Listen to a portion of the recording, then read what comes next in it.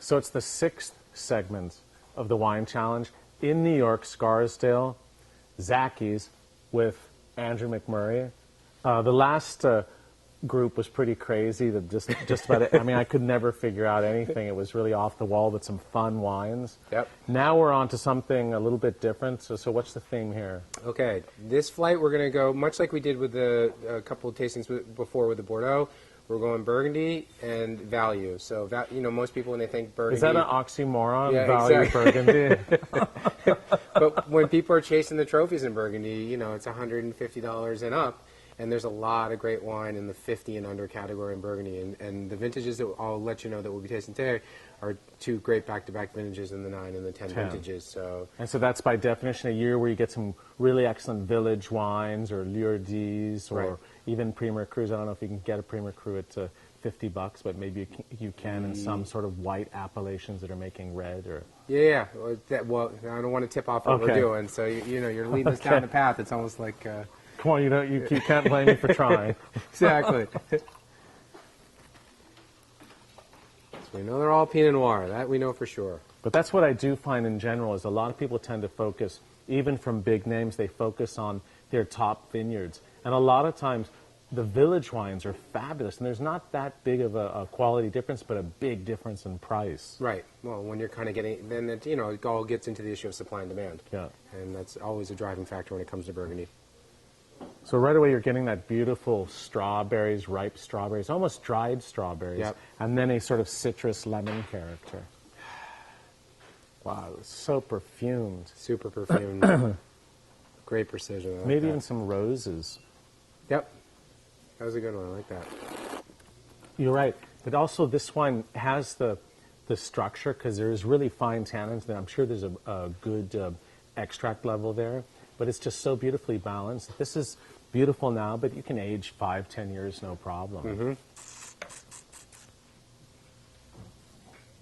Mm-hmm. I'm going to go 93. I'm going to be generous. Okay. So it's almost like you set yourself up. So we are going, you know, Beaune Premier Cru. And this is from a project called Demand Selection. And this is a chef restaurateur who owns a hotel right in Beaune. Oh, wait, that's my buddy, Johan. Yeah.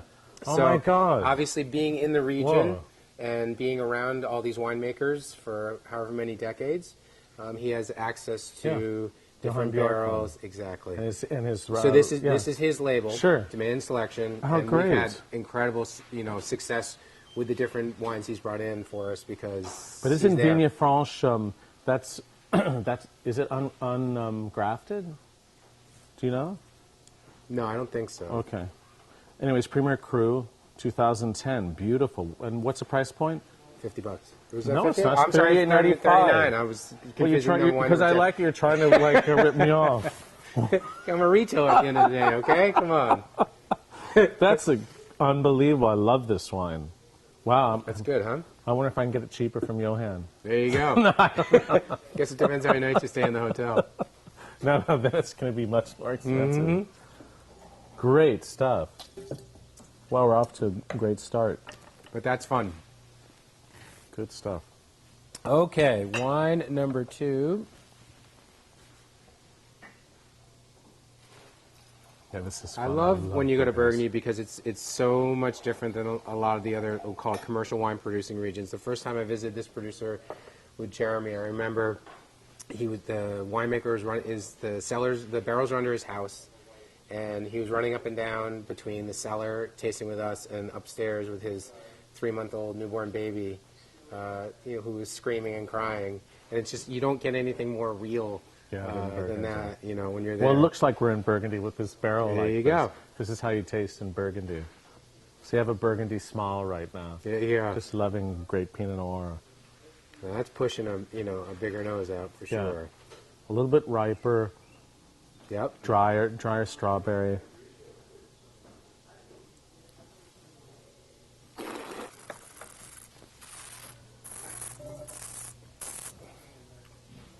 Rounder, a little bit not as tightly knit as the first wine. Yep, I agree with that.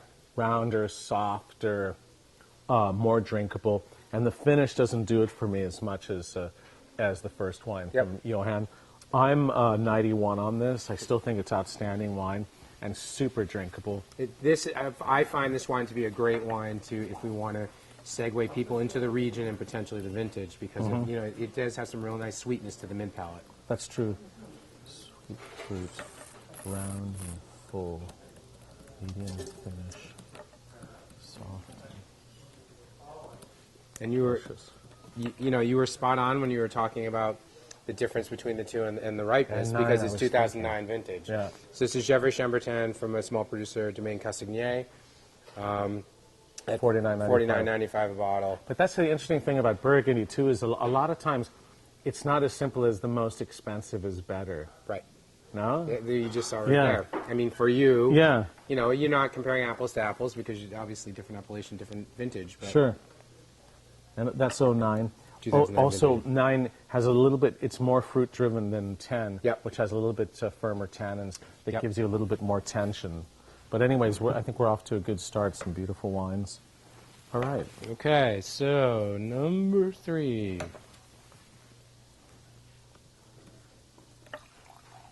This has been a relatively recent discovery for us, only our second vintage working with this producer, but he's a little diamond in the rough that I'm pretty excited about. This is interesting because you're getting the dried fruits, but then you're getting some mushrooms and something the French call sous-bois.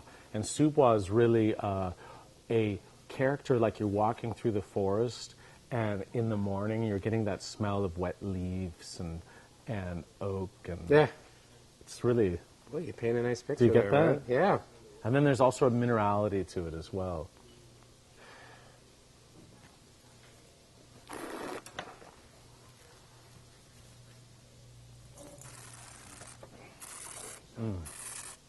I like that. Mm-hmm.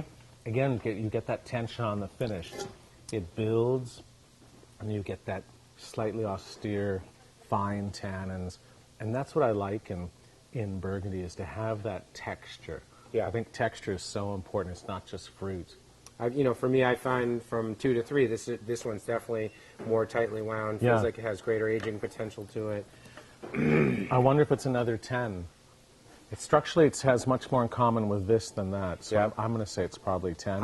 What I can tell you is, Jeremy comments, this is like the Noblet that we tasted yesterday, Puy Fusset.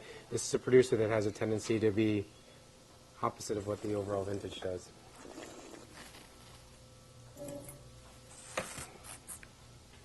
I'm 93 on that.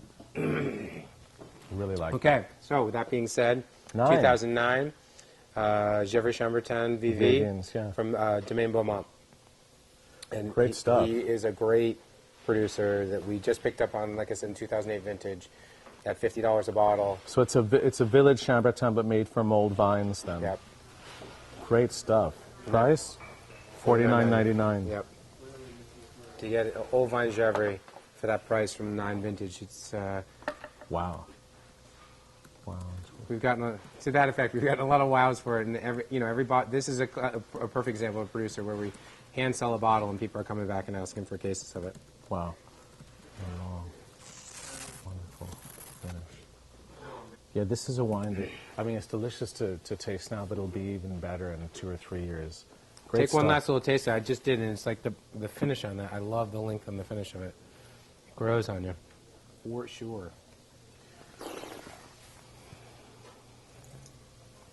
It really does. And now it has a saltiness again, savoriness. Yep. Okay, the final wine. Final one.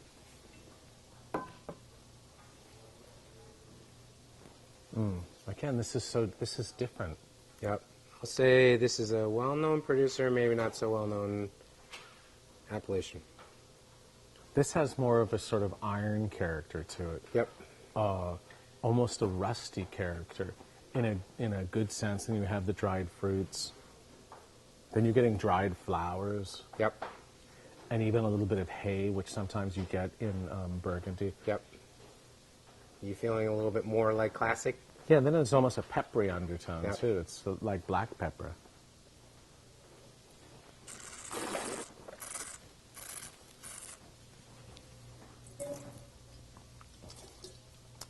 On the palate, it's not as fruity as these two. Yep. The acidity is more pronounced. Firm tannins. But at the same time, I like the delicacy to it. And that's what's so interesting about Burgundy is often Burgundian Pinot Noirs, it's about delicacy with structure. Right. You know? That's what I got in the nose for me. You know, it came across in a nice, like, you know, soft, easy fashion. And then same thing on the palate. I find the acidity to that, like, it sweeps your tongue. It, like, leaves your tongue off on the way as it goes to the back. It's so delicate, and you're right, it just sort of floats across your palate. Yep. And again, it's about the texture. It's not about the big fruit-driven character like you get in a lot of New World Pinot Noirs, particularly things from California like Russian River. This is about subtlety and delicacy. A beautiful wine. I'm 92 on that. That one keeps you coming back, for Yeah. sure.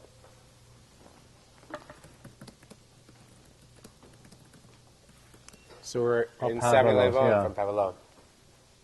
Yeah, Narbanton. That's really cool. And Jean-Marc Pavelot always made much more defined, fruity wines. And Savenay-les-Bains is not the easiest appellation to No, make wines. It can definitely be a not. bit rustic. For sure. But this wine has really wonderful delicacy. So you felt the rusticity Yeah. of the region for sure, but it's, Yeah. you know, but it has the delicacy. Now, it's 2010 too, so that, you know, you feel the vintage in the style. $37.95. And under $40. I mean, how can you Wow. know, that's a good buy. Wow. Burgundy. Great tasting. So Everyone like can I said, afford Burgundy. There you go. I will definitely toast to that.